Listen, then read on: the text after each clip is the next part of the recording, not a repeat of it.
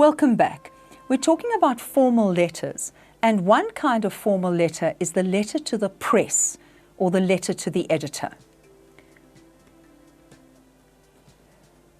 What's really important here is that you look at who your audience is. A lot of students think that they're writing a business letter actually to the editor of the newspaper or to another member of staff at a newspaper. No, I know we call it a letter to the editor, but you're not actually writing to the editor. If you do write to the editor, I don't like what's in your newspaper, your magazine, I didn't like the article on page 54, I thought there was too much sex in this edition of your newspaper. That's actually a business letter. It's not a letter to the editor. So what is a letter to the editor? It's when you are expressing your thoughts, your opinions, your viewpoint to all the people who read that magazine or that newspaper. So your audience is half of South Africa. That's whom you're writing to. And you must remember, if you say you in a letter to the editor, you're actually addressing your fellow South Africans. So be careful how you address them. Don't say things like, and you should fight crime in this country. Don't talk to me like that. Who are you to talk to me? I'm just another South African. I'm exactly the same as you. So be careful. When we talk about transactional writing, we talk about the purpose and the audience. Those are the first two things you should think about. So the purpose of the letter to the editor is to express your viewpoint, your opinion, your ideas, and your audience is all of South Africa, the readers of that newspaper.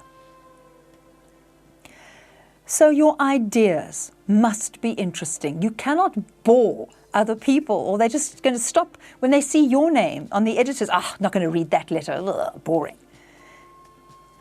You must be well informed. You cannot write from a lack of knowledge. If you're going to enter into the debate about crime or corruption or the tolling of the roads, you must know about it. So make sure that you are well informed. And you're always topical. You must write about something that is engaging people now, something that people are upset about now. It's always up to date. What sort of style? Be formal, no slang, be careful of colloquialisms, but you can't be so formal that it's stiff and boring. So you need to get this rather tricky combination of a formal but very lively style. When we come to format, hang on. You would do exactly what you did with the business letter, your address and date there, and here you would put the editor, the name of the newspaper, P.O. Box, then the suburb, then the code. How do you address the editor? Sir or Madam. Remember, not dear sir or dear madam. Then you would expect your 3 paragraphs, as we've been talking, yours faithfully. Now, sometimes you don't want to use your name, so you use a pseudonym. You use a word in place of your name. Now, obviously, that word must match the content of the letter. If you've written about being upset about something, you could call yourself upset. If you've written about being enthusiastic about something, you can sign yourself enthusiastic fan. But remember, you've still got to sign your name and you've still got to print your name.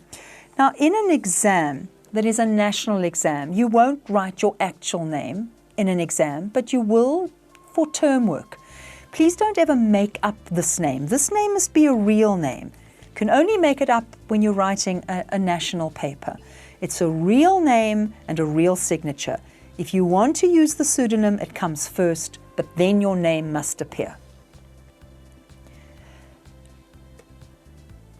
Let's have a look at a letter to the editor. So, the problems of November the 5th. Remember, I'm assuming that those 2 addresses are there. There is the title in the same way that you have a heading for a business letter. Please to remember the 5th of November. Why? Almost 400 years ago, Guy Fawkes was stopped in his plan to blow up London's Houses of Parliament.